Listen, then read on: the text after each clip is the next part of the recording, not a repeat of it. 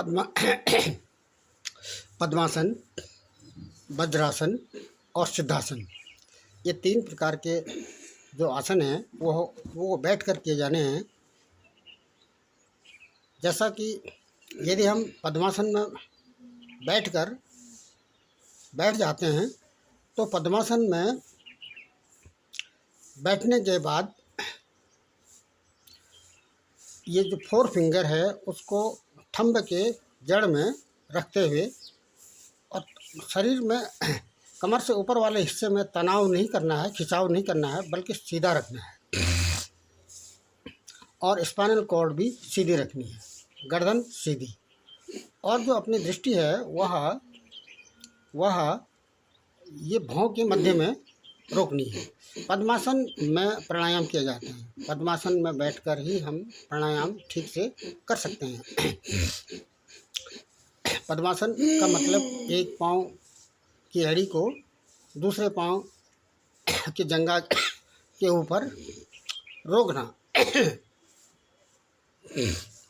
जैसे भस्त्रिका है या भ्रामरी है या अनुलोम विलोम या शीतला प्राणायाम है, शीतलासन जिसको प्राणायाम कहते हैं। और यहाँ पर मुख्य रूप से स्टोमक को clockwise, anti clockwise, up and down भी यहाँ पर घुमाया जाता है। इसी पद्मासन में बैठकर पूरा शरीर नहीं घुमाना है, बल्कि केवल इसमें स्टोमक ही इसमें रोटेट किया जाना है। जैसा कि पद्मासन में जब हम बैठ जाते हैं तो इससे एक तो स्पाइनल कॉर्ड पर इसका प्रभाव पड़ता है, स्पाइनल कॉर्ड एक्टिव हो जाती है। और जो हम मुद्रा बना रहे हैं, ज्ञान मुद्रा में जो हम बैठे हैं या शंख मुद्रा में बैठ जाते हैं, मुद्रा भी बनानी है और आसन भी बनाना है। मुद्रा तो इसमें बनने के साथ साथ जब हम पद्मासन में बैठ जाते हैं तो उसके बाद प्राणायाम ठीक से हो जाता है। जब हम पद्मासन, यहाँ पर 3 प्रकार के मुख्य आसनों का जिक्र करना इसलिए आवश्यक है क्योंकि इन्हीं आसनों में बैठकर हम संबंधित प्राणायाम करते हैं।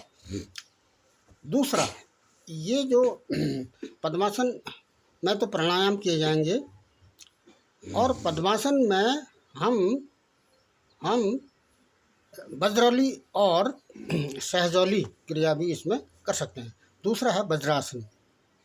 वज्रासन का मतलब है हम अपने ये जो पेल्विक गडिल हिप्स हैं उसको पाँव की एड़ी में स्पर्श कराते हुए थोड़ी देर के लिए रुक जाते हैं और नाभि को अंगूठे से दबाकर, कहने का मतलब ये है कि वज्रासन में जब हम बैठते हैं तो इस हिप्स वाला जो हिस्सा है, पेल्विक गडिल वाला जो हिस्सा है, उसको पीछे करना है। थोड़ा सा आंशिक रूप से इसमें पीछे की ओर इसमें खिंचाव करना है।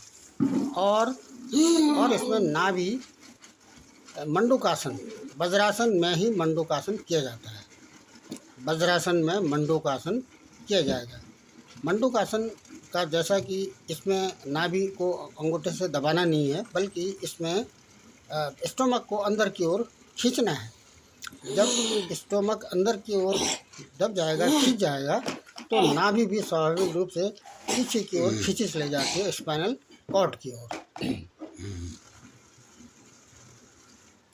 तीसरा जो आसन है वो सिद्धासन है। सिद्धासन में मुख्य सावधानी ये रखनी है कि एक पाँव की जो एड़ी है वह जननांग को स्पर्श करती रहेगी और दूसरे पाँव की जो एड़ी है वह नितंब को इसमें दबाने का कार्य करेगा। और दोनों जंघा जो घुटने हैं वो कारपेट में स्पर्श हो जाने चाहिए। घुटनों को ऊपर उठाए नहीं रखना है, बल्कि दोनों घुटने कारपेट में स्पर्श करते हुए रुके रहेंगे। और यहाँ पर जो कमर से ऊपर वाले हिस्से में खिंचाव नहीं करना है, बल्कि सीधा रखना है।